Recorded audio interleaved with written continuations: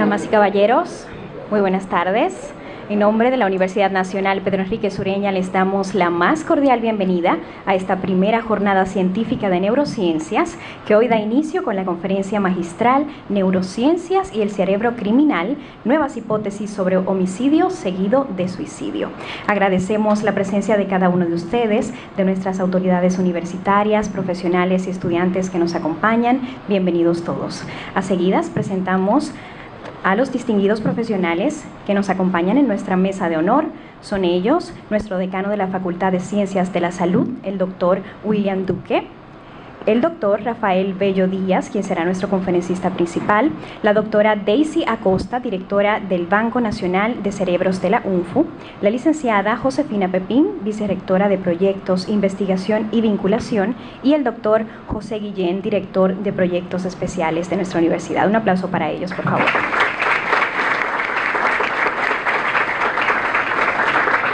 De igual forma, damos la bienvenida de manera especial a quienes serán nuestros panelistas: el doctor José Silier Ruiz, médico neurólogo; el licenciado Wilfredo Mora, abogado, psicólogo, criminalista y antropólogo; y el doctor Julio Pan, médico psiquiatra farmacéutico. Bienvenidos. Para dar formal inicio a nuestra conferencia, recibimos de inmediato a la licenciada Josefina Pepín, quien tiene para nosotros las palabras de bienvenida.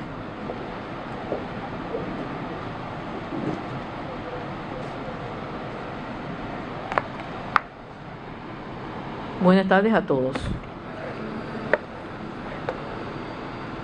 Señores de la mesa de honor, doctor William Duque, decano de la Facultad de Ciencias de la Salud de la UNFU. Conferencista invitado, doctor Rafael Bello, catedrático de Neurociencias de la Universidad Católica de Santo Domingo, miembro del Comité de Ética de Investigaciones de la UNFU y del Comité de Bioética del Banco Nacional de Cerebros UNFU. Doctora Daisy Acosta, directora del Banco de Cerebros, pasada presidente de la Asociación Mundial de Alzheimer y fundadora de la Asociación Dominicana de Alzheimer. Director de Proyectos Especiales de la UNPU. Invitados especiales: doctor José Silier Ruiz, médico neurólogo; doctor Julio Pan, médico psiquiatra; licenciado Wilfredo Mora.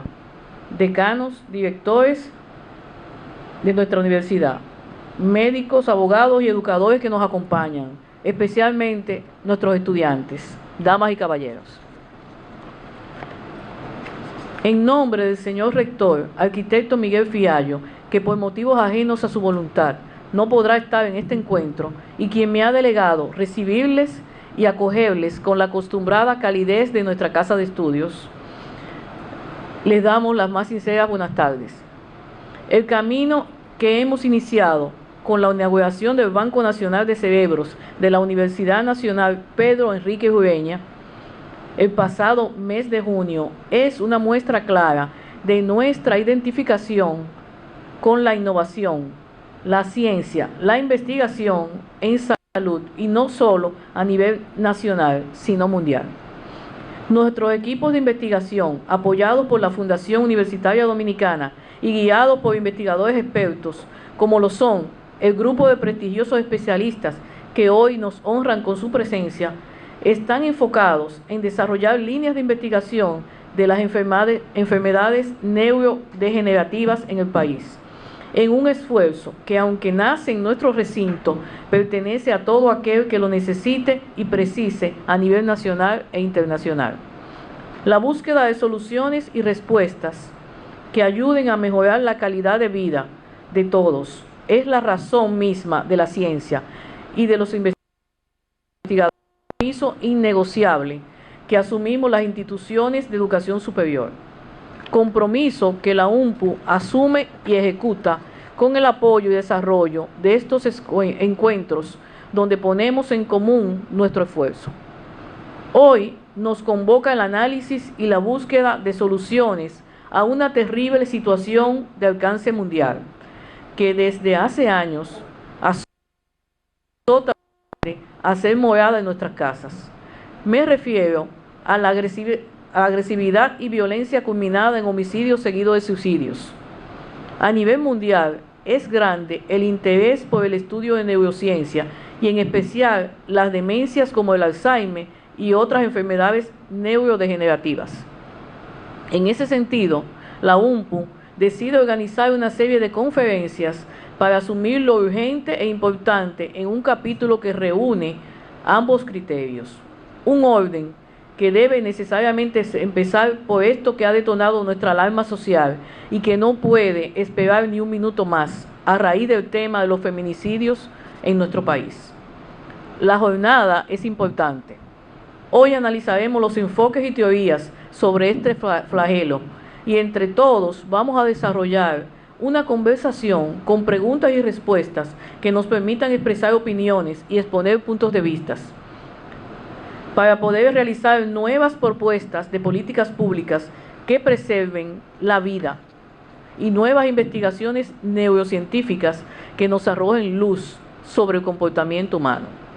Aprovechemos la jornada y a cada uno de los reconocidos especialistas que hoy nos acompañan. Éxitos. Muchas gracias.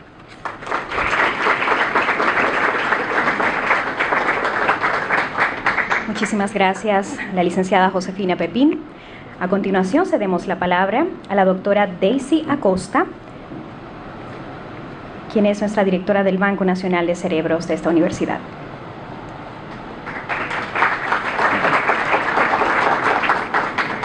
Muy buenas tardes a todos y gracias por estar con nosotros. El doctor Rafael Bello Díaz es docente encargado de la Cátedra de Neurociencias de la Universidad Católica de Santo Domingo y de la Pontificia Universidad Católica Madre y Maestra, Recinto Santo Tomás de Aquino en Santo Domingo. Es egresado de Medicina y Sociología de la Universidad Autónoma de Santo Domingo y de la Universidad Nacional de Buenos Aires, Argentina, en Medicina Interna, Medicina Crítica y Cuidados Intensivos, Geriatría, Bioética y Neurociencias de la Universidad de Alcalá, España. Miembro del Consejo Nacional de Bioética en Salud, CONABIOS, Comisión de la Bioética de la Pontificia Universidad Católica Madre y Maestra, de la Comisión de Bioética de la Universidad Nacional Pedro Enríquez Ureña y de la Comisión de Bioética del Banco Nacional de Cerebros de la Universidad Nacional Pedro Enríquez Ureña. Es exdirector técnico del CONES, ex viceministro de Educación Superior, Ciencia y Tecnología, ex rector en funciones de la Universidad Católica de Santo Domingo. Tiene más de 100 artículos publicados y 10 libros publicados como La epistemología de la ciencia y la tecnología, la educación en la sociedad del conocimiento y neurociencias y educación. Ha sido conferencista en Venezuela, México, Costa Rica, Argentina, Uruguay, Cuba y Puerto Rico. También me place presentar a los panelistas que nos acompañarán esta tarde. El doctor José Silier Ruiz, médico neurólogo, conferencista, autor de libros y artículos científicos sobre neurociencias. El doctor Julio Palm, docente universitario de la Universidad Católica de Santo Domingo, de la Universidad Nacional Pedro Enríquez Ureña. Es médico psiquiatra, farmacéutico y ciencias de la enfermería. El licenciado Wilfrido Mora, docente universitario de la Universidad Católica de Santo Domingo, de UNIBE y de la Pucamaima. Es abogado, criminólogo y antropólogo, director de investigación y publicaciones científicas de la Universidad Católica de Santo Domingo. Como pueden ver, tenemos excelentes conferencistas y panelistas, de manera que pienso que vamos a pasar una muy buena tarde. Doctor.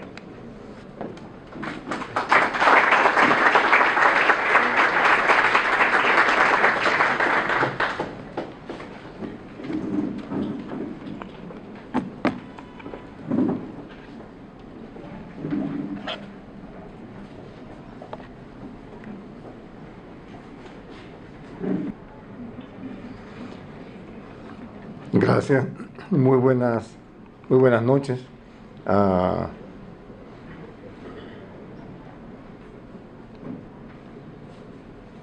Gracias por la invitación del Banco de Cerebros, que es un proyecto increíble, un proyecto que está funcionando y un proyecto que alberga muchas esperanzas para la temática de investigación, como dice Ciliela, research en los temas del cerebro, de neurociencias en general y demás.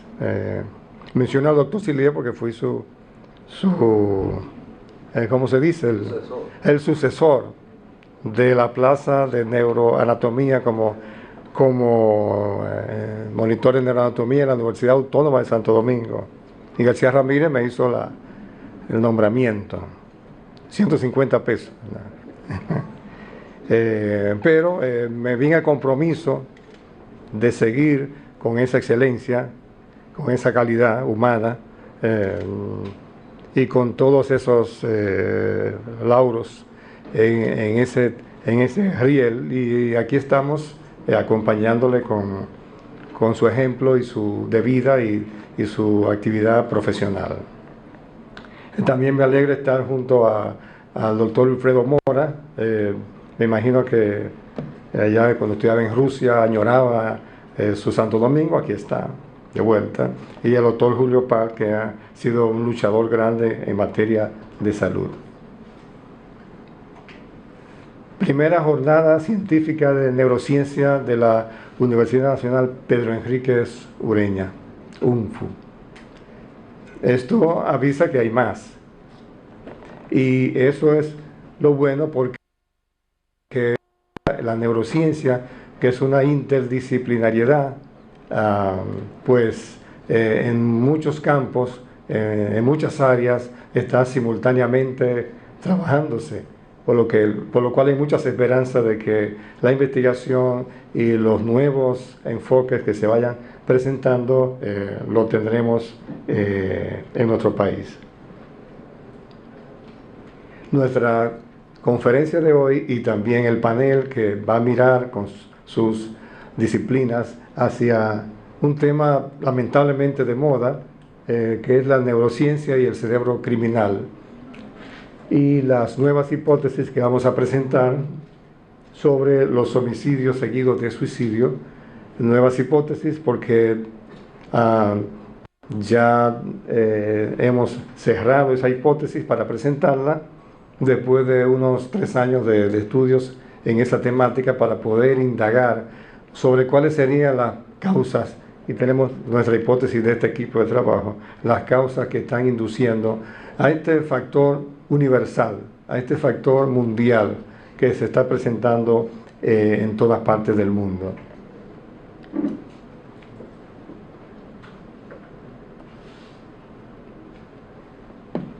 Entonces, comenzamos con las expresiones más usuales, que probablemente no sean las más adecuadas, pero el femicidio y feminicidio tienen sus antecedentes en anglosajón. Femicide, destacando que las muertes clasificadas como feminicidio, que quedó más, serían una discriminación basada en el género de la mujer, pero también hay homicidios seguidos de suicidio en mujeres que lo producen. No se trata de un hecho separado, aparte del ciclo vital de la mujer, pero se presenta como un continuo desde hace mucho tiempo de terror que incluye agresiones verbales, físicas, manifestaciones violentas, hasta la muerte. Así, de esta manera, el término feminicidio, propiamente dicho, ya comunicacionalmente aceptado, deriva de la castellanización del término feminicida, feminicide, que se utilizó en el mundo para describir a mujeres productos de violencia muertas de género contra ella. Ahí tenemos el territorio donde encontramos el tema del cerebro, el sistema nervioso central y todas sus circunvoluciones, arañitas, como le decimos en las clases, y cisuras o fisuras que separan cada una de esas áreas de Brodmann, el centro, el cuerpo calloso que une ambos hemisferios, y el sistema límbico, porque vamos a hablar hoy del sistema límbico como decía Paul Broca, porque ese sistema estaba en el limbo, pero ese sistema emocional. Y emocionalmente significa que las decisiones pueden ser irracionales. Ahí estriba una parte de ese problema enunciando esa introducción. Porque lo racional está en la frente, por delante, donde no debe ser dominado por la emoción. Entonces, en ese contexto hay que abordar, hay que enfocar el tema de las funciones ejecutivas, junto a las emociones mencionadas, y entonces a la conducta impulsiva, que es la que determina el final de esta situación. Durante muchos años, muchos años, se le llamaba a esa zona de alta investigación, de predominancia en la actitud consciente del ser humano, los lóbulos inútiles. Muchos años. Entre estas se destaca el papel de los lóbulos frontales, que han pasado ahora de ser inútiles a convertirse en un área fundamental para la regulación del comportamiento humano en lo que se llama funcionamiento ejecutivo, el área de las funciones ejecutivas, que pasaremos a ver en qué consisten estas funciones y por qué son consideradas ejecutivas. Ya tenemos el cerebro con más nombres y tenemos en la parte delante más información, más conocimiento, y entonces ya lo estamos delimitando a las actividades que hace diariamente, la importancia para el ser humano y la toma de decisiones buenas y malas. Esas funciones ejecutivas capacitan entonces con una serie de herramientas cognitivas para la formulación de objetivos, la planificación de estrategias para poder alcanzar los metas, propósitos, y entonces es un continuum la actividad que realizamos a través de esas funciones ejecutivas, retroalimentadas por el conocimiento y la percepción del entorno externo y también de lo interno de nuestro organismo. El término facultades ejecutivas también hace referencia a un conjunto de procesos que tienen por objeto el modo que un individuo es capaz de manejarse a sí mismo, de utilizar sus propios recursos con el fin de lograr un objetivo nuevo a alcanzar. Estas facultades ejecutivas son en esencia nuestras conductas y promueven un funcionamiento adaptativo y autónomo. Estas funciones ejecutivas entonces requieren de un proceso de aprendizaje a través de las continuas experiencias en el transcurso de la vida que posibilitan la existencia con sentido y con un significado. Estos lóbulos frontales, que tienen una antesala prefrontal, aquí la corteza entonces tiene un carácter dinámico, flexible, la neuroplasticidad es una de las características importantes del sistema nervioso para poder cambiar y ajustarse a un entorno, y esa flexibilidad cognitiva es otra de las propiedades y características fundamentales. El ser humano tiene que ser flexible para poder abordar los cambios del clima, para poder abordar los cambios en la provisión de alimentos, los cambios para la migración. Siempre lo hemos hecho durante toda la humanidad. El hombre ha migrado por todas partes del mundo, y eso ha sido gracias a que viene con su cabeza un área que se llama funciones ejecutivas, que le permiten ir a donde quiera que tenga que ir. Gracias. Ahí tenemos entonces el lóbulo inútil. Ahí tenemos lo que se llamaba así, entre comillas. Ahí tenemos entonces áreas donde hay neuronas, cuerpos neuronales, que están entonces trabajando, conectándose, pensando, analizando, reflexionando. Y tenemos en primera fila arriba la corteza prefrontal, dorso porque está en el dorso del cerebro, lateral porque está en un lado, entonces tenemos izquierda y derecha. Tenemos la corteza prefrontal frontopolar porque está frente, y tenemos la corteza prefrontal ventrolateral, ventro porque es como el vientre o el abdomen del cerebro, esa topografía. Lo demás entonces está al servicio de esos lóbulos frontales y está al servicio de tomar las decisiones correctas, adecuadas para la sobrevida, porque tenemos que sobrevivir en todos los escenarios. Entonces estos lóbulos prefrontales, que ya lo hemos identificado, los hemos localizado, corresponden con su proyección y retroproyección córtico-subcortical. Y esto es también importante porque significa que, y lo tratamos como un árbol al cerebro, hay un tallo, una corteza, como un árbol. Entonces, la corteza debajo, hay una zona subcortical, debajo de la corteza, donde están precisamente los ganglios y los elementos, otras neuronas que también trabajan mucho y apoyan las decisiones y dan información, y es donde se manejan las emociones positivas y las emociones negativas.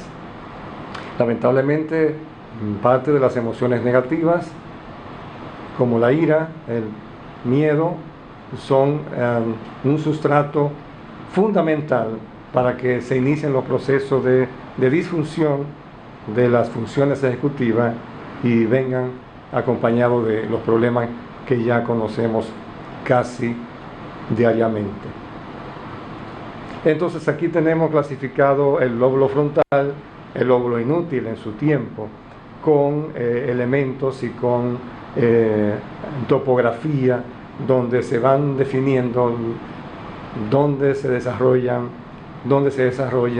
la actitud, el accionar, la decisión, la toma de decisiones de los seres humanos. Esas funciones ejecutivas, al tomar decisiones, deben sopesar opciones de actuación, de regulación de impulsos. Ahí tenemos otro elemento. ¿Cómo regulamos los impulsos? Para poder escoger la alternativa que conduzca en ese camino a la sobrevida, en ese camino a solucionar problemas y en ese camino de enfrentar las dificultades que se nos presentan en el día a día. En estas funciones ejecutivas tenemos capacidades que proporcionan una regulación emocional a través de una serie de procesos como el control de atención. Ahí tenemos otro elemento, el control de la atención. Tenemos otro elemento que es importantísimo a subrayar, que es la inhibición de conductas. Eso nos hace seres sociales correctos. No salimos en bikini a ningún sitio porque nos inhibe, y así tomamos decisiones y nos ajustamos a las normas sociales porque necesitamos una conducta apropiada. Flexibilidad, eso es otro tema que manejan las funciones ejecutivas. Nos adaptamos al trabajo, nos adaptamos a una nueva clase, nos adaptamos a otro país, nos adaptamos si cambiamos de barrio a otro ambiente, a otro neighborhood. Todo eso nos lo facilita el cerebro inútil, donde están las funciones ejecutivas, o como le llamaba. Entonces, ¿qué otra cosa tenemos en las funciones ejecutivas antes de entrar en el proceso de la hipótesis? Bueno, Luria, un ruso, fue el primer autor que hizo referencia a las funciones ejecutivas hace unos años, al señalar que la planificación, control y verificación se desarrollan en función de la actividad prefrontal. Y asimismo, él no mencionó funciones ejecutivas, pero basta con el enfoque que hizo de las acciones en su hipótesis que él consideró de lugar. Planificación es otra. Cuando planificamos lo estamos haciendo de ahí, de ese lugarcito, y hace referencia a la capacidad de simular mentalmente acción, comportamiento hacia un objetivo a lograr. Flexibilidad cognitiva, que ya mencioné. Somos capaces de adaptarnos a todo o a casi todo. Nuestra mente nos ayuda a ese elemento. Entonces la flexibilidad cognitiva es una habilidad para cambiar rápidamente de una respuesta a otra, empleando estrategias alternativas. Control atencional, la atención, que a veces hace mucha falta o lo piden los maestros en las escuelas. Otro elemento, por eso existe la neuroeducación. Otro elemento es el control atencional, que es una de las principales funciones ejecutivas. Incluye una atención selectiva, mantenida en el tiempo, además del dominio de las capacidades para inhibir comportamientos irrelevantes, automáticos, porque tenemos el control. Y eso hace que no nos domine nada, porque si nos domina comportamientos irrelevantes, si nos domina la emocionalidad, entonces eso nos conduce a la irracionalidad y todas las cosas que se deriven de esa situación. Entonces, el componente inhibitorio que mencionamos de esta función ejecutiva consiste en resistir, vuelvo y repito, subrayado, resistir a los impulsos y detener una conducta en el momento apropiado. Pero no resiste a los impulsos y se detiene en el momento apropiado para evitar esas conductas. Otros elementos de la función ejecutiva son como la fluidez verbal, que es una habilidad que implica producción, requiere la puesta en marcha de procesos subyacentes como acceso al léxico, organización cognitiva, atención focalizada, atención sostenida en el tiempo y procesos de inhibición. Pero también existe la fluencia verbal, que hace referencia a la capacidad que tienen las personas de generar mayor número de palabras y mejor habilidad comunicacional. No menos importante es la memoria de trabajo, que conceptualizándola es la cantidad de recursos cognitivos disponibles en un momento dado para procesar la información. Bien, entonces, viendo esa dinámica de las funciones ejecutivas, son comprendidas como un mecanismo de control cognitivo que dirige, coordina el comportamiento humano de manera adaptativa cuando no existen esquemas de acción preestablecidos. Este constructo, en consecuencia, incluye un grupo de procesos ejecutivos como flexibilidad mental, ya mencionado, planificación de acción, haciendo una recopilación, control inhibitorio, fluidez verbal y la memoria de trabajo. Ahora, todo esto se realiza bajo un marco de 100.000 millones de neuronas. Vuelvo y repito el número, 100 billones. Cada uno de nosotros, por lo menos pequeños, tenemos 100 millones de neuronas, quizás se ha ido perdiendo una parte con el tiempo, pero sí nacimos todos con 100 billones de neuronas. Esto implica una eficaz coordinación y supervisión de los procesos que concluyen en la conducta normal. Entonces tenemos una conducta normal gracias a que tenemos 100 millones de neuronas y 3 trillones de conexiones.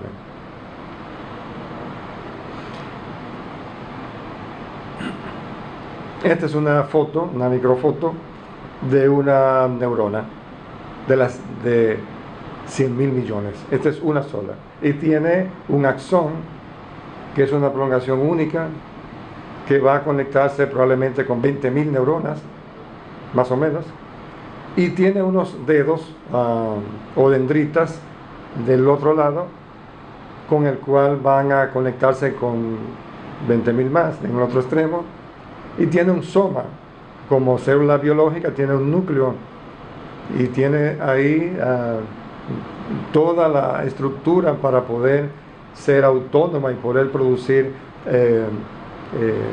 la conexión eléctrica con el sodio, el cloro, muchísimos otros canales, pero también los neurotransmisores, que son las sustancias que conectan uno y otro. Entonces todo eso está conectado de manera extraordinaria y son 100.000 millones de neuronas, todas funcionales y funcionando.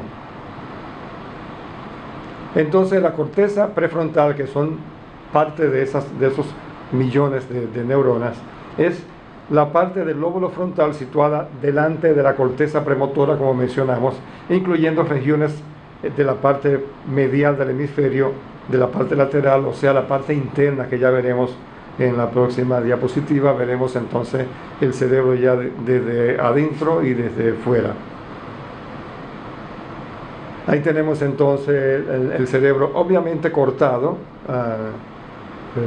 porque el cuerpo calloso conecta ambos hemisferios, que es un área de sustancia blanca, y lo cortamos. Y entonces ahí podemos tener la información medial o interna, donde vemos ahí la corteza anterior del cíngulo, que es uno de los nombres del sistema límbico, pero vemos mejor ahí las cortezas ventromedial, la órbita frontal, porque está en la órbita del ojo, en la frente, y la dorsolateral, que habíamos disecado.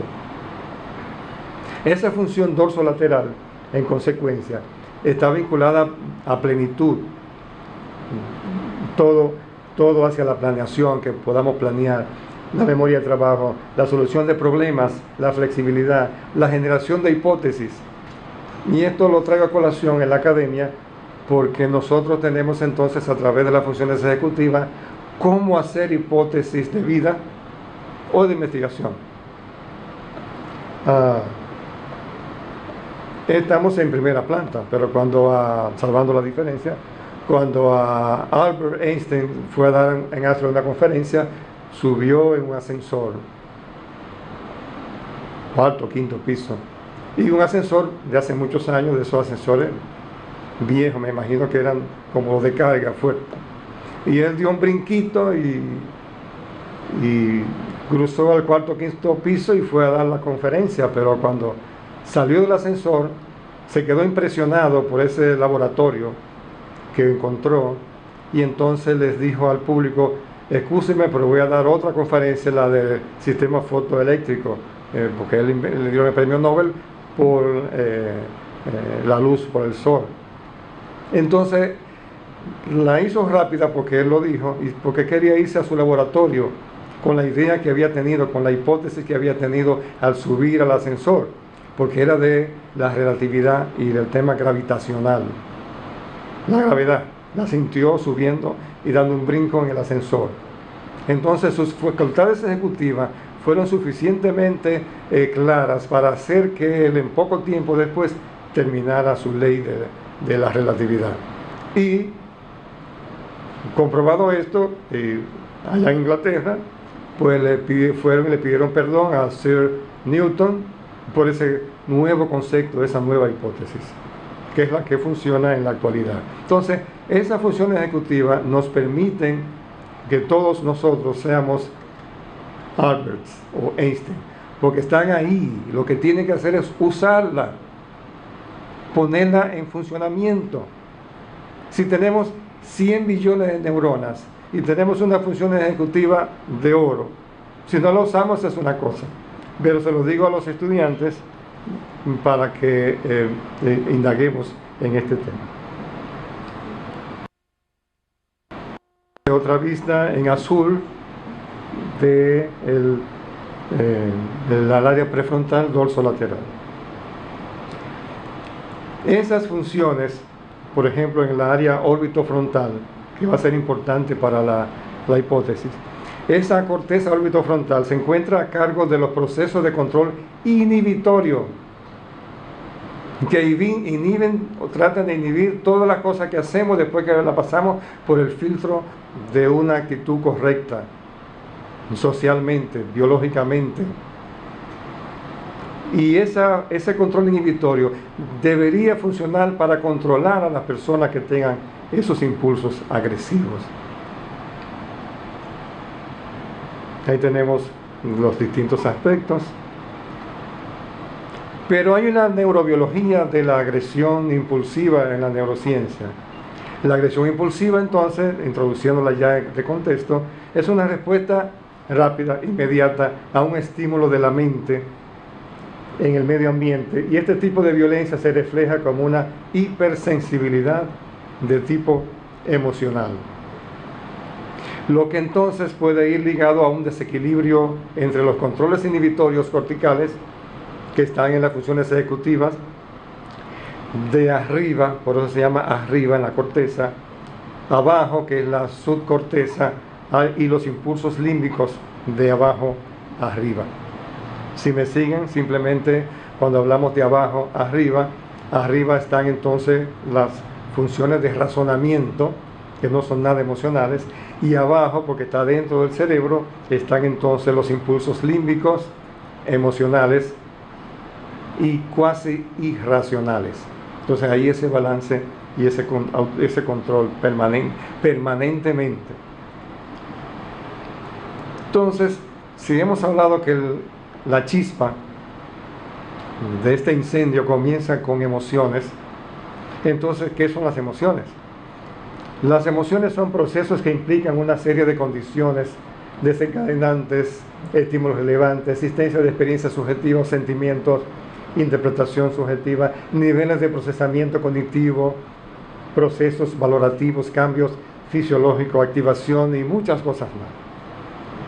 Estas emociones evolucionaron como herramientas para hacer frente a los desafíos de la vida desde millones de años. Con esas emociones entonces podíamos enfrentar todas las adversidades de una manera y otra. Estos cambios comportamentales, esas alteraciones de las respuestas fisiológicas.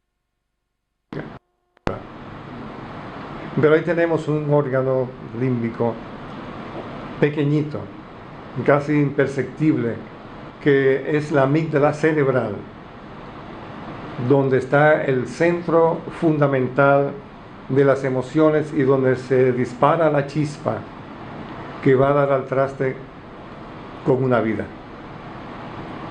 La emoción permite a la sensación subjetiva que conlleva una característica esencial de la experiencia humana.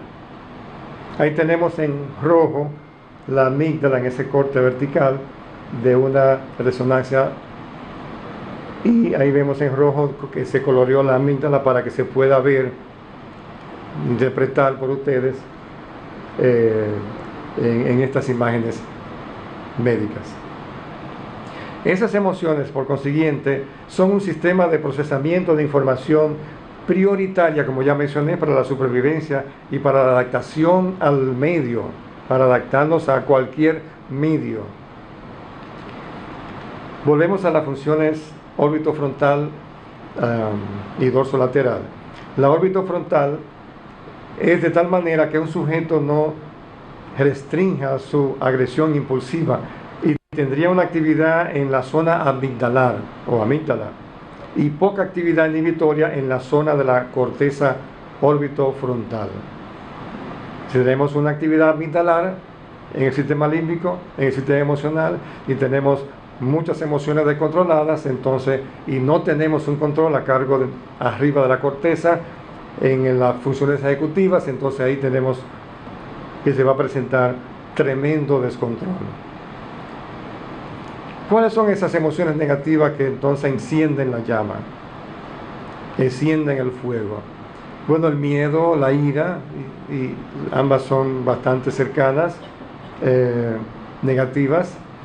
Regiones entonces específicas, puntuales del cerebro, tienen funciones especializadas para operaciones emocionales. La amígdala cerebral es crítica en el procesamiento relacionado, como mencioné, con las emociones como el miedo y la ira. Aquí tenemos la amígdala vista en tercera dimensión, de color, ahora se ve roja, está cerca de casi todas las cosas muy sensibles, o sea que está comunicada, está con muchas miles de neuronas, de tal manera que también esa amígdala escucha, huele, siente, o sea, es un ser vivo, es una cosa tremenda que está pendiente de defendernos a nosotros y dar una señal que puede ser de huida o de enfrentamiento al medio ambiente, a un atracador o cualquier cosa que pueda suceder en el camino. Esta amígdala cerebral es la región del cerebro que está más relacionada con las emociones. Es una estructura que recibe su nombre porque el nombre es como almendra, en griego amígdalo.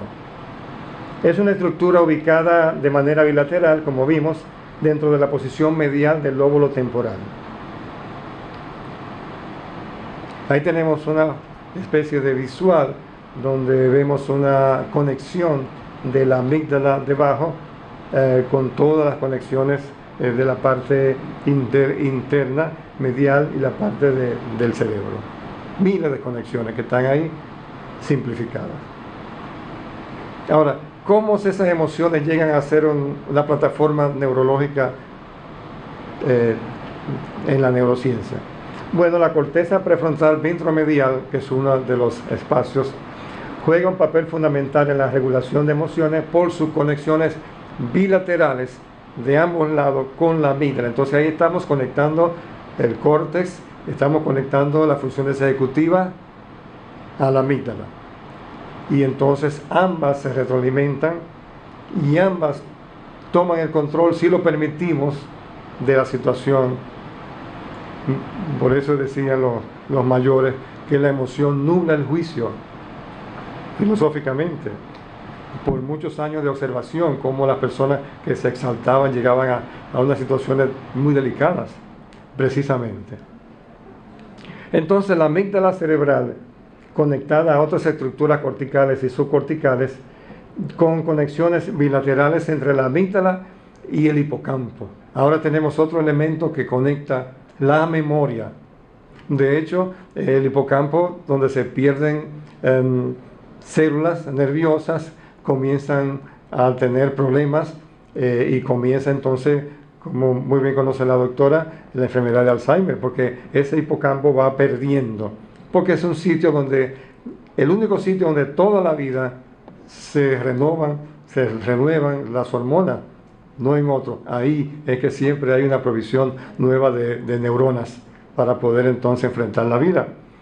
Y la memoria, que es fundamental, porque entonces esa persona, le dicen, se llena de ansiedad, de ira, y su memoria entonces les recuerda todos los problemas y llega un momento de saturación donde arranca el proceso, lamentablemente. Ahí tenemos ese hipocampo, que su nombre viene de caballito de mar.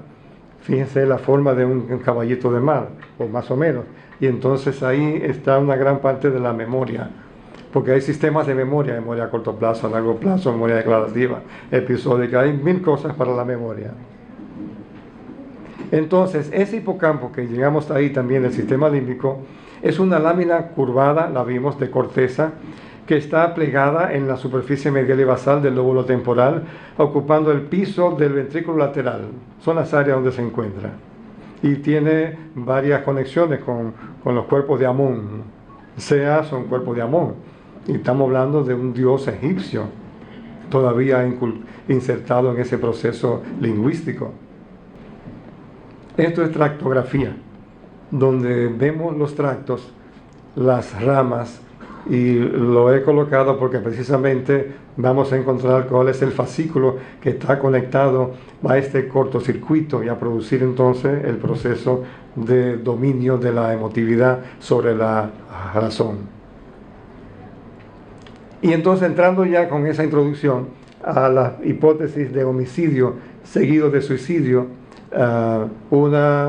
este es un lanzamiento original, mundial, podemos decirlo así, después de casi 4 años de investigación, que hemos estado muchas horas en este proceso, y este es nuestro modelo, un sistema límbico, el sistema emocional, emociones, sobre todo a través de la ira, y la amígdala, y esa amígdala nos conecta entonces con el fascículo unciforme, como veremos ahorita, a la corteza prefrontal, y provoca ¿qué?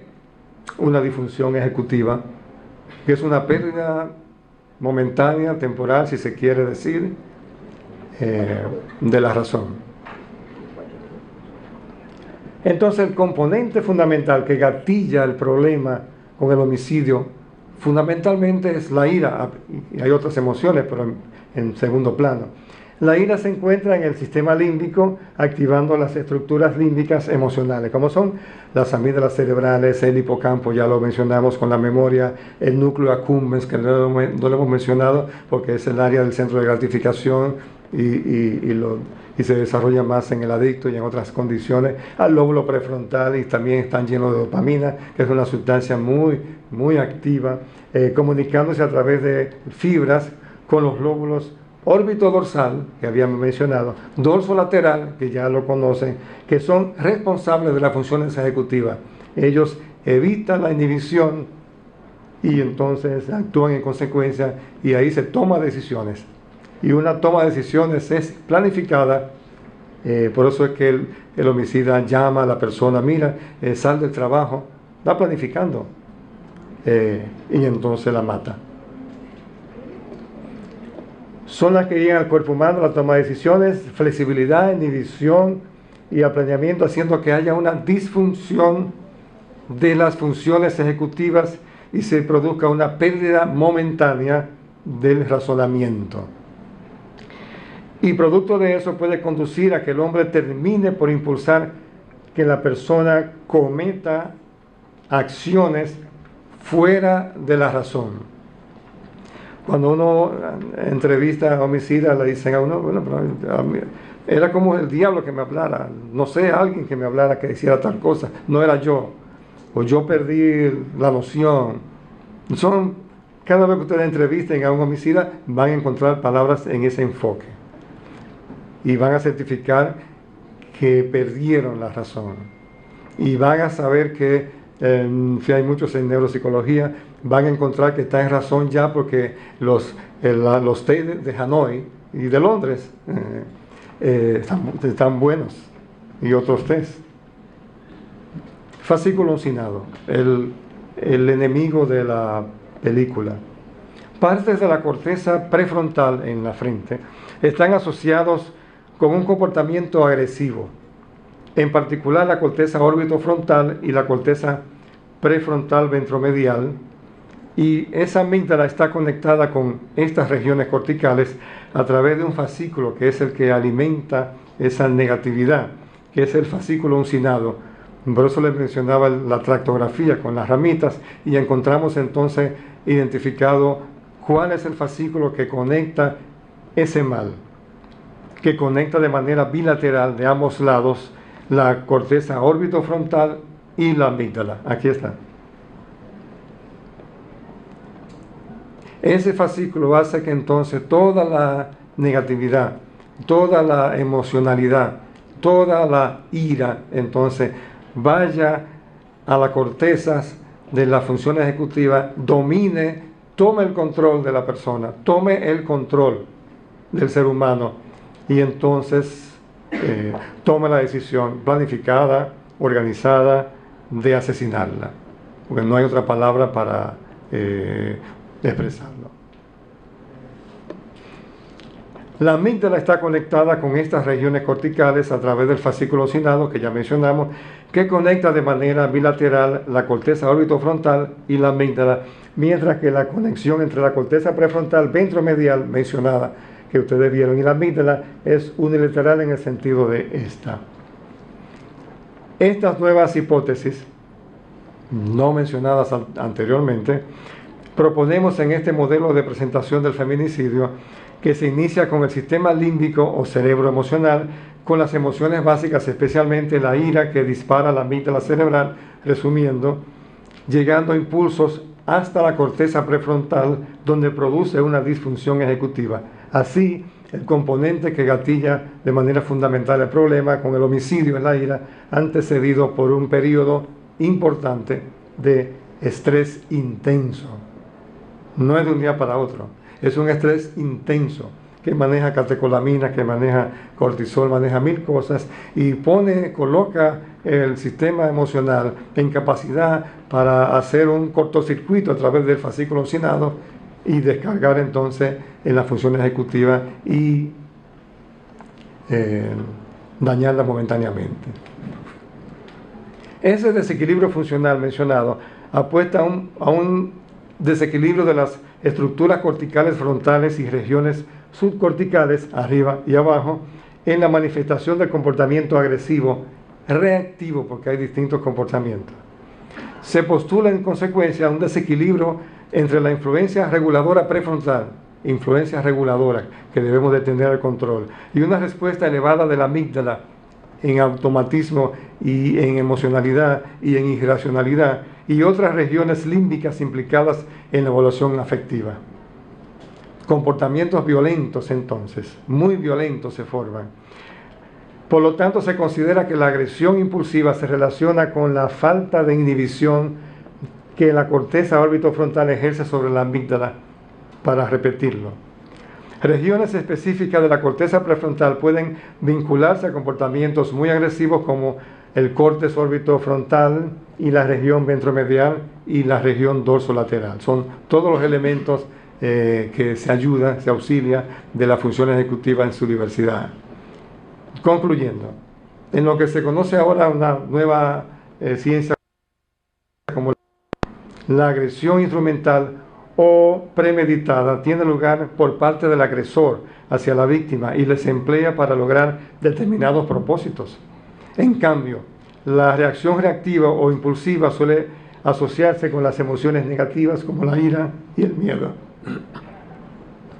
La incapacidad para regular emociones negativas puede ser el resultado de la alteración de las capacidades del córtex prefrontal para inhibir la activación emocional procedente de las estructuras subcorticales desde abajo.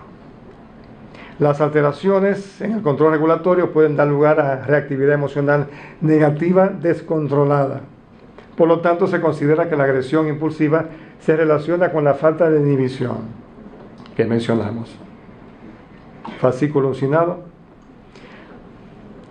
Por tanto, proponemos este nuevo modelo de presentación del feminicidio, que se inicia con el sistema límbico o cerebro emocional, con las emociones básicas, especialmente la ira, que dispara la amígdala cerebral, llegando impulsos hasta la corteza prefrontal a través del fascículo uncinado, donde se produce una disfunción ejecutiva.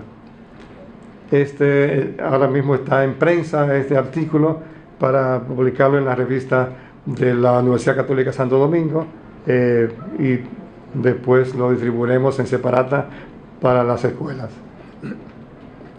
La tractografía y la visión de la jornada. Muchas gracias.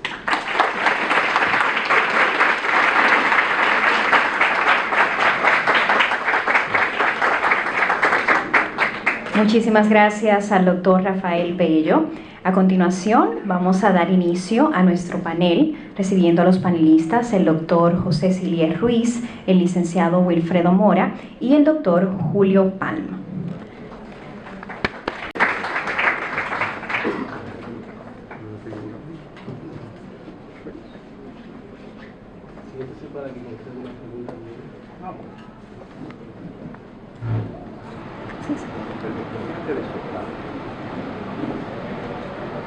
Con la venia de usted y de la mesa directiva.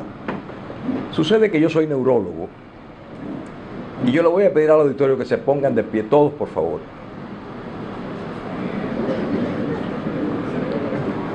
Aparte de felicitar esta conferencia magistral, le acabo de decir al expositor que esto debe ir a la Academia de Ciencias para reunir psicólogos, psiquiatras, neurólogos, para comentar el conjunto de esas teorías.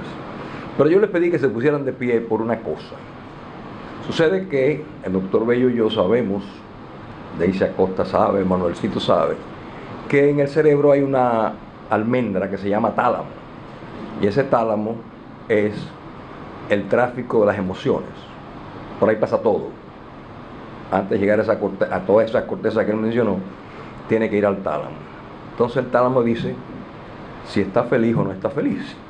Y cuando el fundillo está cansado, el cerebro no piensa. Siéntense ustedes, por favor.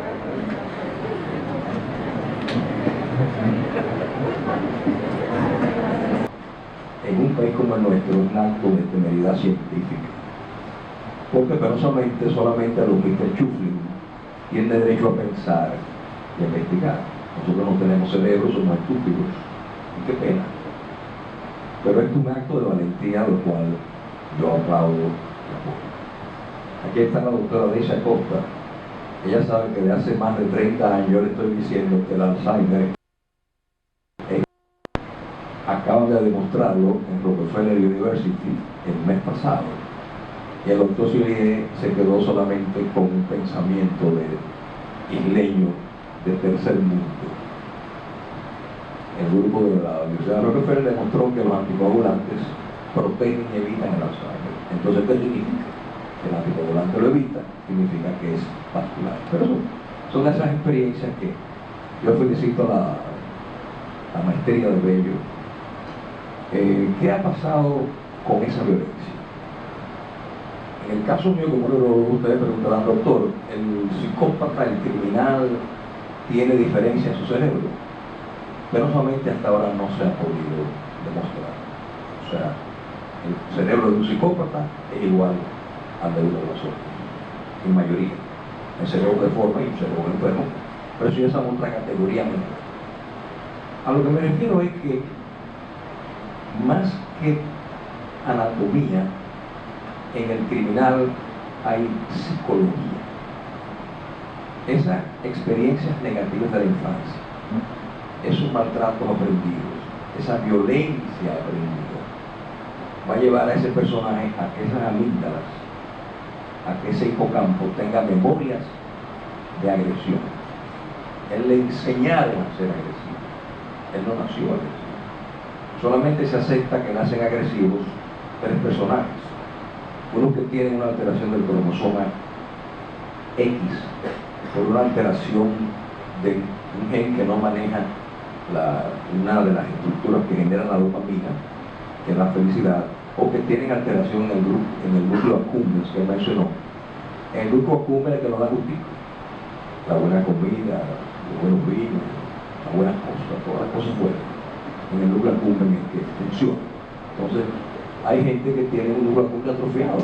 Hay gente que ha vivido triste toda su vida. Pero ese no es el psicópata, ese es el sociópata.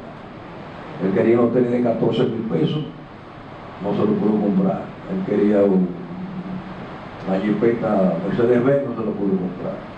Entonces, ¿qué está pasando hoy mismo? Porque hay una violencia universal social.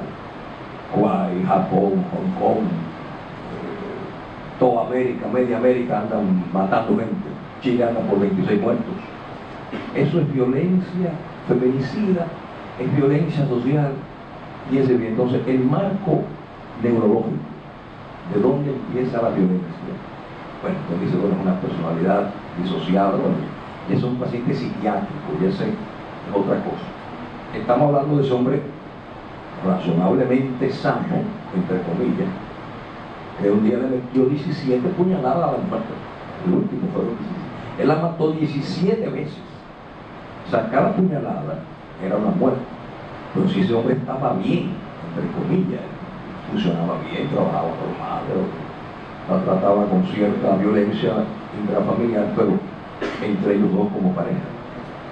Entonces, el cerebro de la mujer y el hombre tienen grandes diferencias.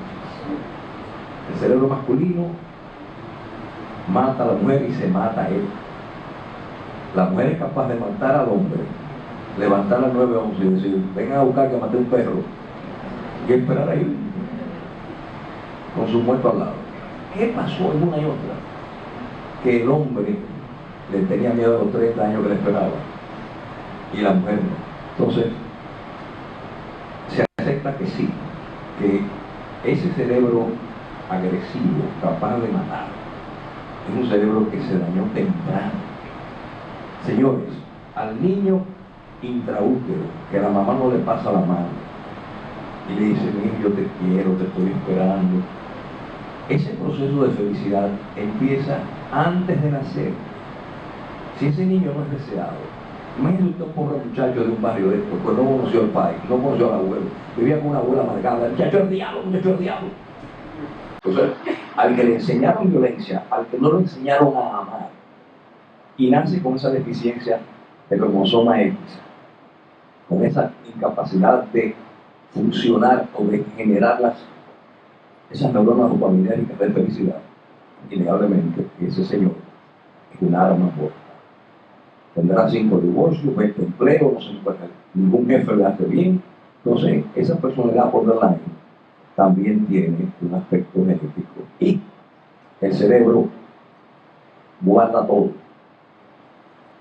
se aprende, o sea, todo queda guardado, todo queda una memoria que usted la va a usar cuando la necesite, para aquí memoria que no ve. Así que yo reitero mis congratulaciones, me siento muy complacido. Cualquier pregunta, pues está de nuevo.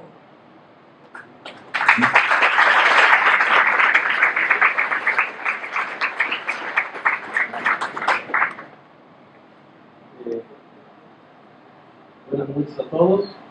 Yo no me tengo invitado porque el doctor Bello y yo trabajamos desde hace una década, algo así. Y la razón por la que yo estoy aquí es porque hace 2 años nosotros nos hemos dirigido en la comisión de escuela para impulsar la neurocriminología. Para los que no me conocen, yo soy psicólogo forense, en criminología. Hace 30 años, soy un maestro, su padre, y creo que me hubiese gustado estar aquí para decirle que la criminología es la ciencia del momento. Pero realmente la criminología de antes era tradicional y se usaban nombres como Lombroso, Topinano, Casaña, nombres así. Esa criminología es tradicional y esa criminología que cumple hoy mismo 110 años, cuando Lombroso hizo su famosa obra, El hombre delincuente, y utilizó la estructura del cerebro como la base de una criminología para explicar el comportamiento criminal. Lombroso jamás definió qué era un delito, qué era un crimen. Él solamente utilizó la estructura antropológica. Y cuando las disciplinas de las ciencias criminales se convirtieron en técnicas y utilizando todas las ciencias que pudieran pararse en la matemática, en las ciencias experimentales, y alguien famoso, sin nombre, no recuerdo ahora, dijo, ya, no hay nada que descubrir en ciencias criminales. Pero ahora con esto de la neurociencia y con la experiencia del profesor Bello, yo quiero decirle al auditorio que ahora estamos en una posición diferente. Es tanto lo que se ha podido aprovechar en el conocimiento del cerebro que ahora comienza un nuevo capítulo en la investigación criminológica. Y es por eso que nosotros, y el profesor hace un gran ayuda en eso, estamos lanzando esta misma noche la red dominicana de neurocriminología.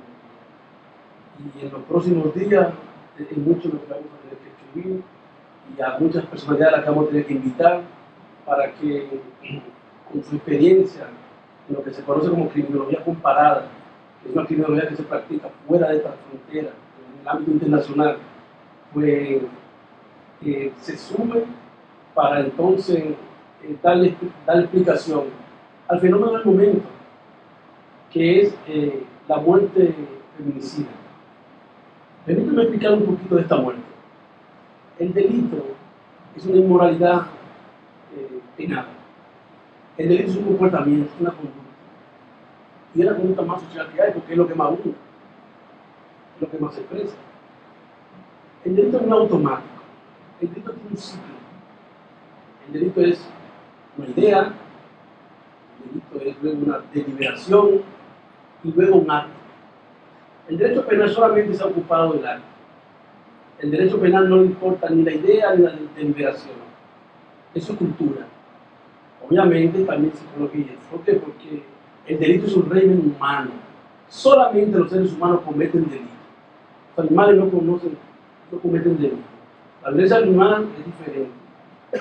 ¿Ya? Creo que se da a nivel de la agresión y se puede explicar muy bien los revisionistas de psicoanálisis clásico, pero ya los psicólogos lo sabrán.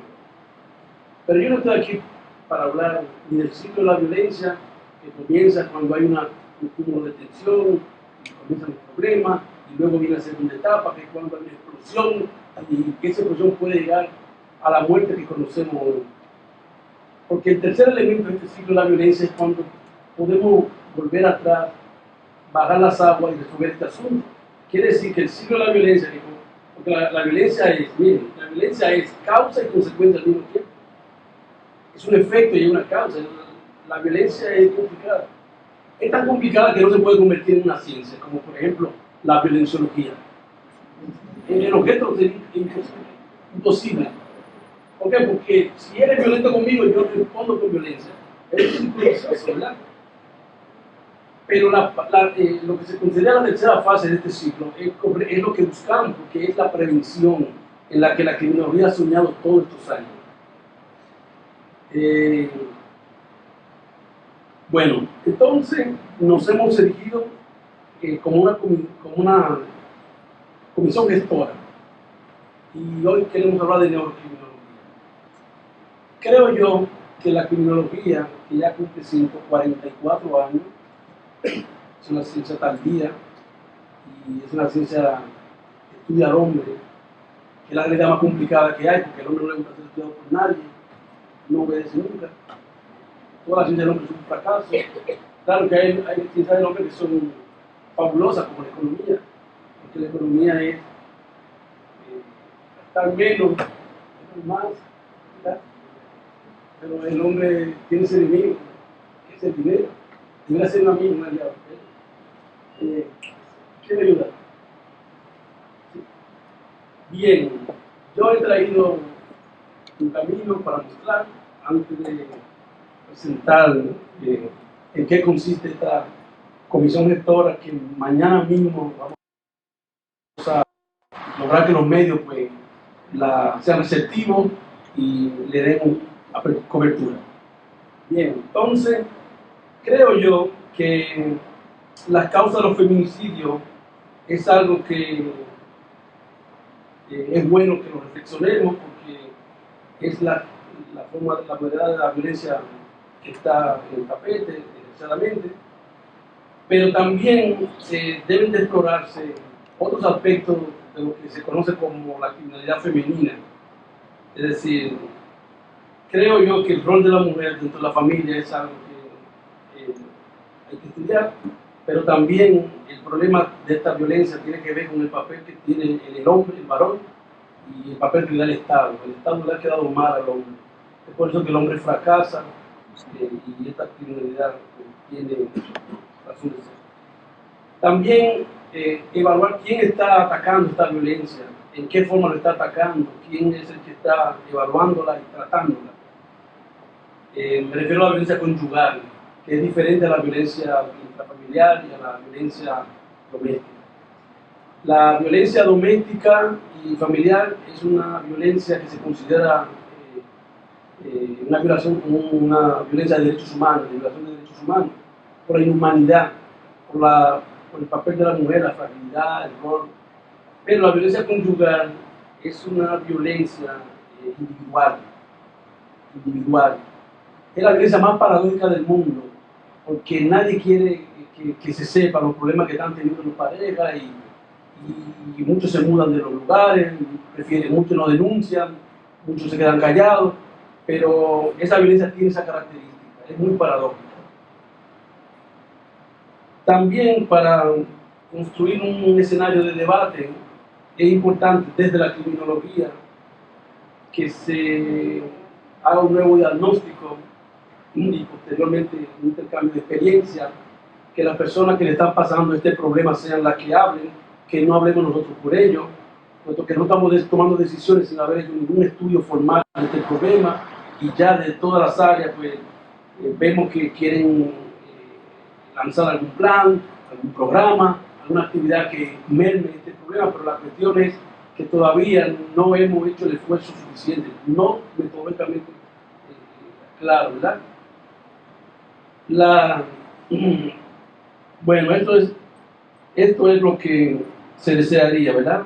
Particularmente creo que para que no haya muertes feminicidas, pues lo que debe de llegar ese momento en el cual pues el divorcio aparece como una separación selectiva, deseada, que la persona pudiera quedar amigos. Pero como dije, tiene mucha presión en este asunto. Bien, entonces la propuesta, ahora pasemos a la propuesta, que es muy breve, ¿no? Solamente son 2 palabras. ¿Seguimos? Bien. No tenemos ningún antecedente de neurocriminología en República Dominicana, pero sí estamos muy pendientes de todos los socios estratégicos con los que nosotros podemos construir esta misión de construir el cerebro en el eje en el cual podamos construir un nuevo discurso para la prevención del crimen conyugal. Y es por eso que queremos decirle que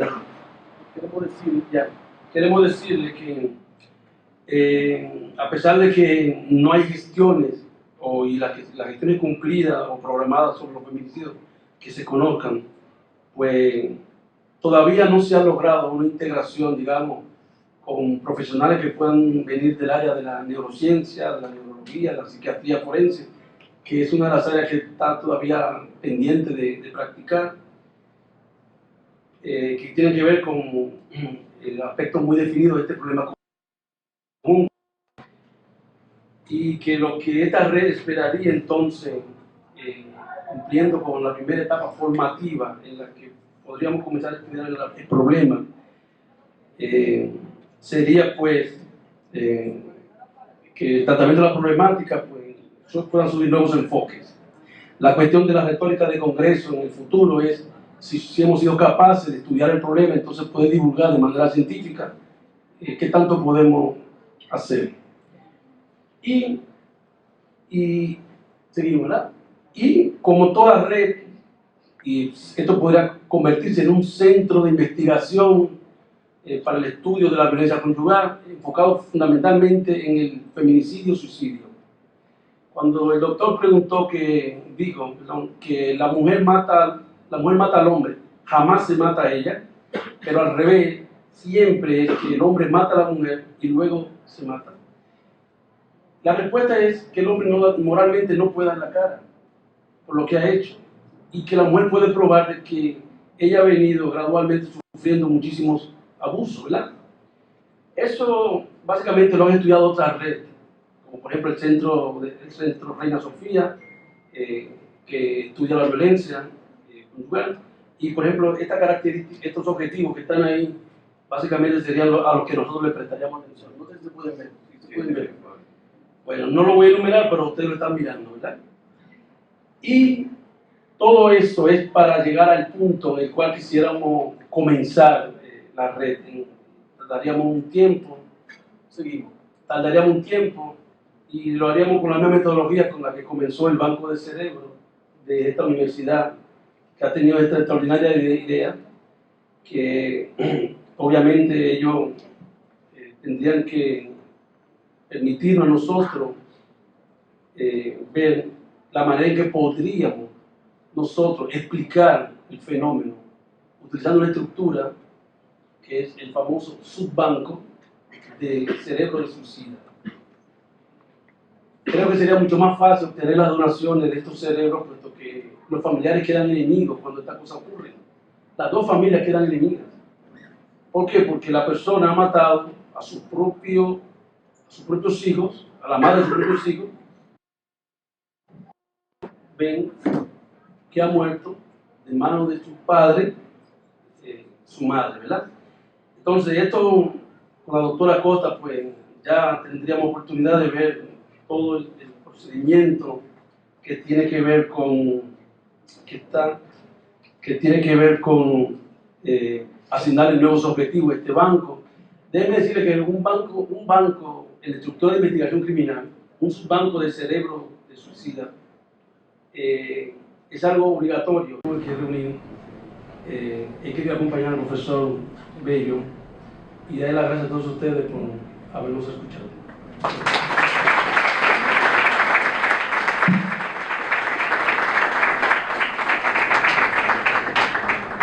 Buenas noches. Como saben, soy psiquiatra y La salud mental es el área que se encarga, no solamente se encarga, abarca junto con otras ciencias estos eventos del suicidio y homicidio. Mire, el suicidio y el homicidio se han estudiado de forma muy general y de forma independiente. En América Latina, el suicidio y el homicidio ocupa la primera causa de muerte en jóvenes, ¿verdad? Pero como un ente corrido, un homicida que no se suicida, hay pocos estudios.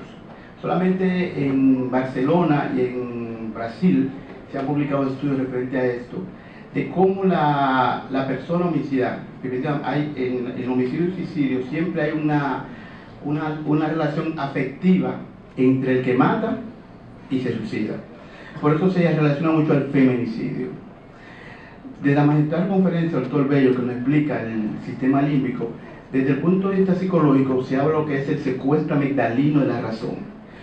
¿En qué sentido?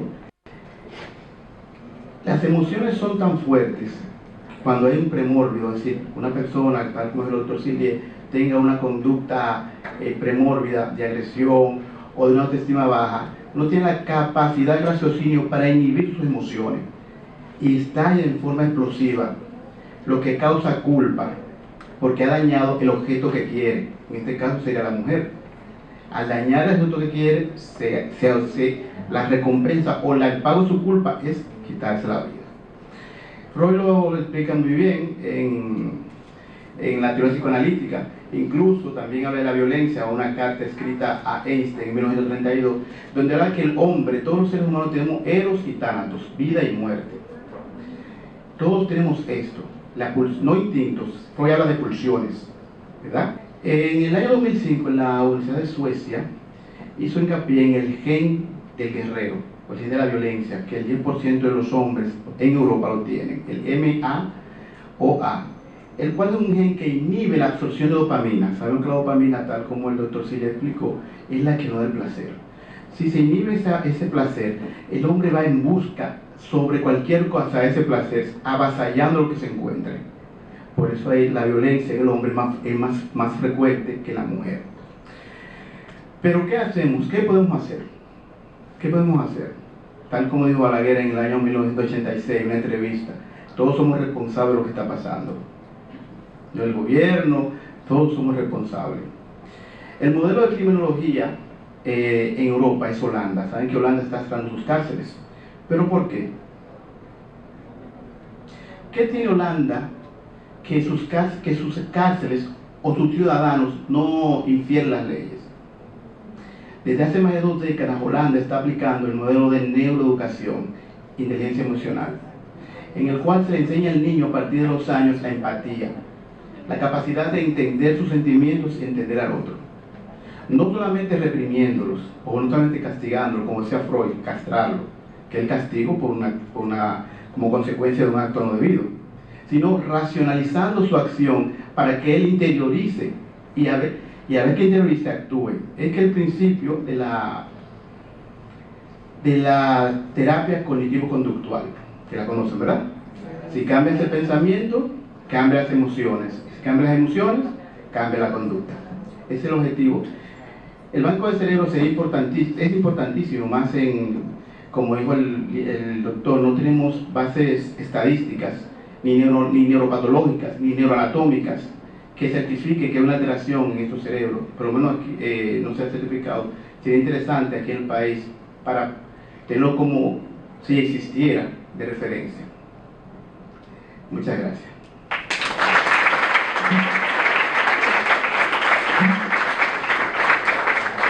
Muy bien, con este salón lleno a toda capacidad, me imagino que habrá muchas preguntas, entonces este es el momento. Tenemos una pregunta por aquí. Un momentito. Tengo aportaciones. Antes que nada, ya felicité, me gustó mucho la intervención del doctor Silvier. Soy pediatra, soy médico pediatra y educadora. ¿Y por qué soy educadora después de ser pediatra? Y estoy terminando la investigación porque creo en una sociedad que necesita un cambio.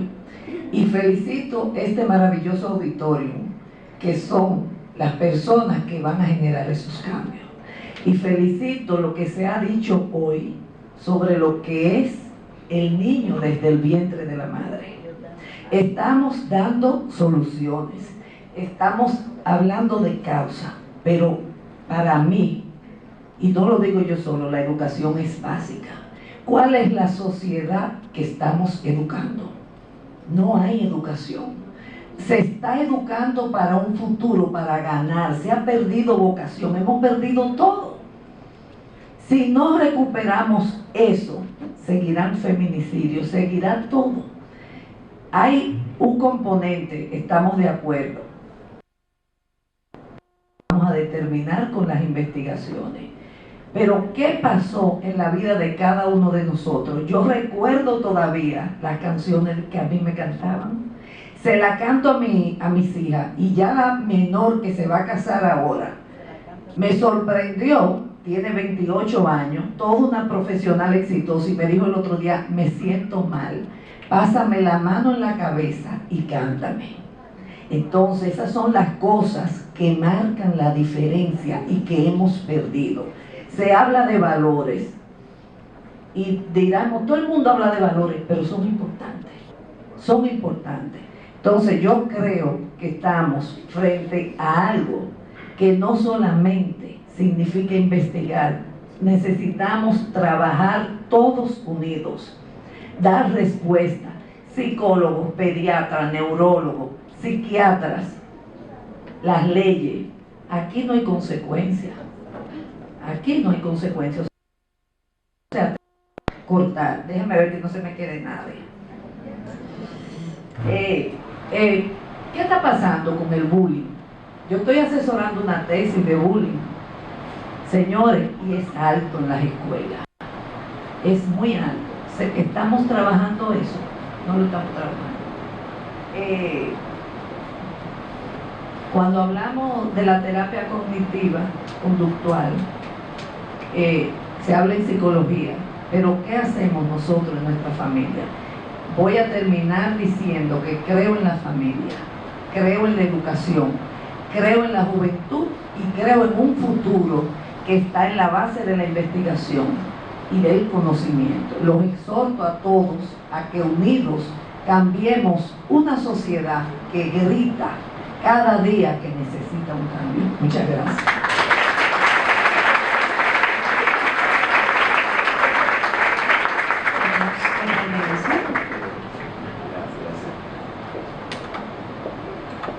Rafael Bello, profesor acá de esta universidad, y también laboramos en el gobierno. Bueno, felicitar a los grupos panelistas, ¿no? Que han participado en esta actividad, sobre todo al doctor Bello, que acabo de hablar también en el gobierno a una conferencia de este tipo también.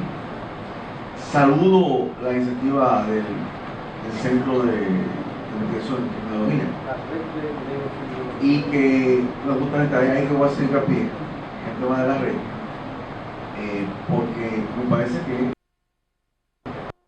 nacional, ¿no? Entonces le doy la idea realmente, y me pongo a su disposición, le doy la sugerencia de que trate de convertir en una red internacional para los fondos, porque el tema es que, bueno, la UAS tiene muchos institutos, muchos son maletines porque no tienen fondos. Entonces, aquí la mañana sería hacer una investigación y pues colaborar, yo puedo ser colaborador en eso, de dónde están en el mundo otros centros de la escuela de naturaleza, de manera de, bueno, conectarlo a esas redes internacionales y de por ahí que entonces tengamos fondos. Aquí quizás sea el mejor ejemplo ahora mismo para que se entienda esto, porque está el proyecto de los cerebros, el proyecto de la sangre, eso lo entendí yo aquí con la doctora Costa, que la UPU está conectada a un proyecto internacional que pasa en Europa, en Londres, entonces por ahí se garantiza fondos internacionales, porque si no, no hay mucha posibilidad o sea, el éxito se minimiza. Entonces esto es una experiencia grandísima, o sea, un aporte formidable que pueden hacer. El otro bloque de las cárceles que se están cerrando en Holanda, pero también la información que tengo de Europa del Norte, también se están cerrando cárceles. Entonces, yo tengo que ver ahí también, explica que algunos de esos tienen ellos en esos países, porque cuando el doctor vaya al centro mío la semana pasada, digo, no, es que es un fenómeno internacional, el tema de los feminicidios. Y yo, bueno, es una pandemia. Entonces yo digo, bueno, pero tiene que haber un país en el mundo, aunque sea uno, que esté teniendo éxito con el tema de los feminicidios. Porque entonces ahí, si hay ese país, entonces hacer un benchmark allá, o sea, ya a nivel de gobierno y los institutos de investigación, y entonces tomar esas mejores prácticas. Porque tiene que haber uno. Entonces, por eso a mí me ayudaría mucho ese centro de investigación, de ver qué país tiene éxito en eso y traerlo para acá, y a su vez que si para la puerta todo el mundo entero.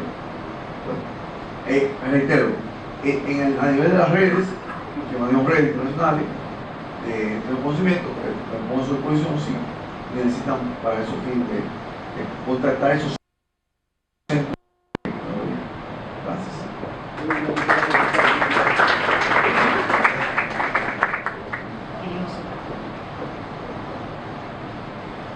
Igual felicitarlos, ha sido una magistral exposición lo que cada uno de ustedes nos ha presentado en esta tarde-noche. Y el doctor Bello, de manera también muy amplia, nos mostraba algunos detonantes en estos comportamientos, en estas conductas violentas, como recuerdo en este momento, el papel que juega la ira y también el estrés. Y el doctor hace un momento también mencionaba el tema de la culpa, sobre todo cuando el hombre se suicida porque ha dañado el objeto de amor. Según las estadísticas, el suicidio en nuestro país está en unas tasas altísimas. Cada 13 horas se suicida una persona. Y con relación al feminicidio, cada 70 horas hay un feminicidio. A la hora de trabajar la prevención, ¿dónde se debe poner el foco? ¿En el feminicidio o en el suicidio? ¿O se puede crear algún método que se pueda prever ambos, tanto el feminicidio como el suicidio? Gracias. No sé si Panel va a ampliar eso, pero personalmente yo creo que ninguno de los dos. Hay que poner atención a la base. ¿Cuál es la base? Este año tenemos 28.000 denuncias y querellas. España tiene 500 personas que están nombradas por el gobierno para trabajar con las universidades estos problemas. Así como estamos haciendo aquí, allá hay 500 en cabeza de eso. Pero además hay países que tienen grillos, pero las denuncias son manejadas inmediatamente. O sea, tenemos que mirar, pienso yo, hacia el producto de 69 muertes. Tenemos 68. Vamos a tener más de 70 este año. Si son 28.000, quizás los 30.000, ¿qué se ha hecho con eso? Archivarlos. No sé, o sea, hay mucho trabajo por hacer, hay muchos psicólogos con la ira que atender, hay muchas áreas, hay un trabajo enorme, probablemente de miles de millones de pesos, probablemente. Fíjense bien, yo acabo de venir de los Emiratos Árabes, un congreso de neurología en Dubái, y le preguntaba al guía que nos dio los turnos. Me vestí de árabe. En Inglaterra yo papé un día de un tren y apareció un viejo por besarme. Porque yo no soy árabe. Parecía un sobrino. No, el problema es complejo. ¿Qué se inventaron los ricos de los Emiratos? Premiar la sociedad. Ellos dan un premio a todo el mundo. Premian a los choferes que manejan bien. Premian a los profesores que tienen, premio a los estudiantes, se han inventado los premios de la felicidad. Entonces ellos hablan de delincuencia casi cero. Entonces, ¿es ser feliz lo que va a evitar esto? ¿O es lo que dice usted, la doctora? Al final es educación. Al final es usted tomar ese niño y enseñarlo a amar, enseñarlo a respetar, enseñarlo a convivir, a no envidiar, a conformarte que si usted tiene un mendrugo de pan, cómase su pan tranquilo, imagínese con su caviar y champán, no quiere el pan del otro, no envidia al otro, pero se enseña porque ahí, en la 100, hay unas células que ustedes las damas tienen más desarrolladas que nosotros, se llaman las células en espejo, que son de la simpatía, lo que nos permite convivirla, el dolor humano, el dolor del otro, nos permite ser seres sociales, pero con sentimiento. Si eso no se desarrolla, si eso no se estimula, señores, el cerebro es un músculo especializado. ¿Usted no ha visto ustedes los jóvenes que van a los gimnasios y salen? Yo le dije a mi mujer que me iba a poner 5 cuadritos a la barriga hace 20 años y no podía. Circunstancias de la vida. Pero lo que me refiero es que es cuestión simplemente de educación. Educación. El key de esto es educación. Claro, hay una genética, hay familias que nacen alteradas. Ustedes conocen familias violentas, que todos son violentos, el abuelo, el papá, no son criminales, pero son violentos. Si usted toma entonces esa tercera generación de una genética de violencia, señores, nadie se parece al vecino. Usted se parece a la mitad a su papá y la mitad a su mamá. Hay 1% de la población que se parece al vecino, pero felizmente eso usted tiene una genética. Y esa genética va a determinar algunas conductas que son en contra suya. Hay gente que no quiere ser violento. ¿Y por qué le di un pecozón a mi mujer? Yo no quería darle. Hay gente que ha matado y él no fue a matarlo. En un momento perdió el control porque su estructura biológica y su estructura psicológica de base era violencia. Pero al final es educación.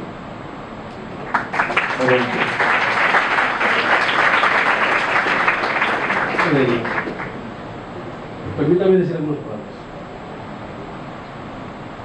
Existen en el mundo 5 modelos de violencia. Han sido estudiados a perfección. ¿A cuál pertenecemos nosotros? Bueno, nosotros pertenecemos a un modelo de violencia que le encanta exaltar la violencia, el culto a la personalidad, la diferencia, el racismo o la pobreza. Yo creo que la función de la neurocriminología no podría hacerlo todo, porque la diferencia que hay entre la criminalística y la criminología es que la criminalística solo diagnostica la verdad, solo la construye. No se propone cambiar, digamos, que pueda haber una prevención o se pueda mejorar el problema. El problema es construir de manera eficaz y por un sistema sistémico o de principio qué es lo que origina este problema. Hay países que pertenecen a otros modelos de violencia, por ejemplo, los países asiáticos. Ellos han construido leyes para evitar la violencia conyugal. En esas leyes que la hemos leído, se dicen cosas interesantes. Se dice, por ejemplo, que la denuncia es obligatoria, que la puede hacer cualquier persona, que tienen un plazo de 2 días para ejecutar una vez ocurrida la denuncia. Puede perder el empleo hasta el funcionario que no atiende una denuncia. Porque esa es la realidad del feminicidio, no automático. Es algo paradójico que ocurre a puerta cerrada, porque ¿qué es lo que un hogar? Un hogar es una casa donde hay una puerta y viven una pareja que tienen 15 años durmiendo en camas separadas y nadie lo sabe, nada más lo saben ellos. Y un día eso se incuba y termina en lo que sea. Pero eso es otro asunto. Holanda tiene un refrán que dice: Dios hizo el mundo, pero Holanda la hicieron los holandeses. Es decir, y tiene razón, la Unión Europea comenzó en la ciudad de Maastricht, en Holanda. Yo conozco esa sociedad, viví un tiempo ahí, lo cual me permite decirle, amigo, muy amigo porque somos egresados de la Unión Soviética, ambos, esto de lanzar la red es bueno en el sentido de que, aunque todos somos dominicanos, no pensamos de manera habitual, tradicional como aquí, sino que tenemos una idea de cómo ocurre esto en otros sitios. Sabemos cómo es y tendremos dificultades aquí, pero no nos podemos tenemos que saltar por encima de eso. ¿Por qué? Porque no pensamos como pensamos aquí, con el inmediatismo, o la irresponsabilidad, o el sensacionalismo, o la oportunidad. No, no nada de eso, es ciencia. Y finalmente, la misión de la neurocriminología a la que estamos aspirando es vulgarizar para el pueblo, para la gente común, todos los problemas que están relacionados, que son los alrededores de esta problemática que se llama el feminicidio. El feminicidio es cuando se mata el cónyuge. No importa que mate, sea la mujer o el hombre. Es sencillamente esa relación. Y esa relación no tiene nada que ver con que sean pareja. Tiene que ver también con que ya fueron pareja. Y ese vínculo parece que no termina nunca, es vincular. ¿Por qué? Porque miren, usted se casa con una persona y usted se divorcia y pero si usted se casa con una persona y hay un hijo de por medio, esa relación va a durar muchos años. Muchos años. Y es por ahí que vamos nosotros. Ahora, ¿qué es la neurocriminología? Bueno, pues es una herramienta que, utilizando las técnicas de la neurociencia, pues vamos a ver cómo construimos de manera vulgar otro diagnóstico del problema. Que podamos mejorarlo, ojalá, pero no podemos aspirar a eso. Y ya cuando llegue el momento de la madurez, entonces vendrá la esfera internacional, aprender, intercambiar experiencias, y segurito que lo haremos mejor. Pero todos estamos ahora en una etapa de sorpresa, ¿verdad? Otra pregunta iba destinada al suicidio y al homicidio, ¿verdad? Cada 13 minutos, 4 personas a nivel mundial intentan suicidarse y una lo logra. El día 10 de octubre, el Día Mundial de la Salud, la OMS lo dedicó al suicidio a nivel internacional. A nivel mundial es una pandemia y nosotros no escapamos de eso. Aquí en República Dominicana, la Dirección de Salud Mental y el Ministerio de Salud ha hecho un programa preventivo destinado a la orientación y ayuda a personas con ideas suicidas. El suicidio tiene muchas causas. Puede ser patología mental, puede ser una depresión, sea cual sea la causa, puede ser ayudada. En cuanto al homicidio, el homicidio ocurre en una situación violenta. Al principio dije que un homicidio seguido de un suicidio ya hay una relación de estado personal o una relación de posesión, que es diferente. Todo se circula o todo se circunscribe a la emoción, al control de las emociones. Por eso hace referencia que desde los 3 años a los niños se les puede enseñar a educar sus emociones, cómo canalizarlas. Un niño que no sabe canalizar, no conoce los límites de sus emociones, es avasallador. Y ese niño avasallador se convierte en un adulto con un trastorno de personalidad, sea cual sea antisocial, sea límite borderline, sea un psicópata. Lo importante es trabajar desde la niñez. Ahora, ¿qué vamos a hacer con los adultos? El ser humano tiene la capacidad, como es el doctor Bello, de la plasticidad cerebral. Si trabajamos con la neuroeducación, enseñando cómo manejar, transformar y canalizar las emociones, podemos tener un resultado. Solamente los pacientes con Alzheimer, lamentablemente, no tienen esa capacidad, o un paciente con una discapacidad intelectual, anteriormente llamado retardo, no tienen capacidad de insight, de interiorizarse a sí mismo y ver y racionalizar lo que piensa y llevarlo a la materia, a la conductual. Ese sería mi aporte. También tenemos una última intervención, una última pregunta. Buenas noches.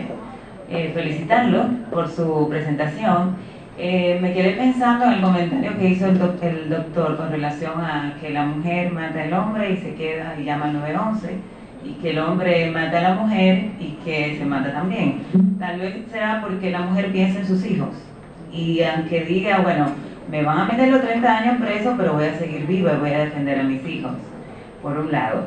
Otra cosa es que realmente con el tema de educación, aquí cuando tenemos una tanda extendida, me identifico mucho con lo que es el tema de la educación y la inteligencia emocional. Sin embargo, lamentablemente, en vez de incluir a los psicólogos, lo que están haciendo es cada día lo están afuerando más, excluyendo de los centros educativos. Y ya una pregunta para el doctor Bello, sí, con respecto al lóbulo inútil, el lóbulo frontal, como usted anteriormente le llamó, dejó de llamársele lóbulo inútil con aquel famoso accidente del caso de Phineas Gage. Sí, ese fue un accidente de una varilla de un ferrocarril. Y era una persona normal, tranquila, trabajadora. Inmediatamente se le atravesó la varilla y destruyó la función ejecutiva. Los compañeros de él dicen que se convirtió en un animal. Esas son palabras textuales. Y realmente ahí comenzaron a ver la utilidad del lóbulo frontal. Por eso hablaba de unos años, porque fue en 1868, pero estaba mencionando que a partir de ahí, como usted lo dice, comenzaron a ver las virtudes de tener intacto ese lóbulo y conocieron a un personaje que en un momento cambió del ser racional al ser animal. Entonces eso imprimió muchas investigaciones con ese tema de la función ejecutiva. ¿Verdad? Sí, a partir de esa fecha, Muniz, que era un neurocirujano portugués, empezó a hacer la lobectomía. Esos pacientes psicópatas violentos le quitaban el frontal y lo sentaban en una silla cupida. Era lo único que hacían. Hoy se hacen unas lobectomías parciales, doctor Valenzuela la hace, pero son los casos de esos agresivos irracionales, se le quita un poco. Aquí está un señor que maneja los PET scan, agradecemos su compañía, en Sedimar. Yo creo que, por lo que dijo Bello, a todos esos violentos le vamos a hacer un PET scan, y si tiene esa conexión mesolímpica alterada, le vamos a poner una inyeccióncita allá adentro, y no para que no mate. Señores, buenas noches. Vamos.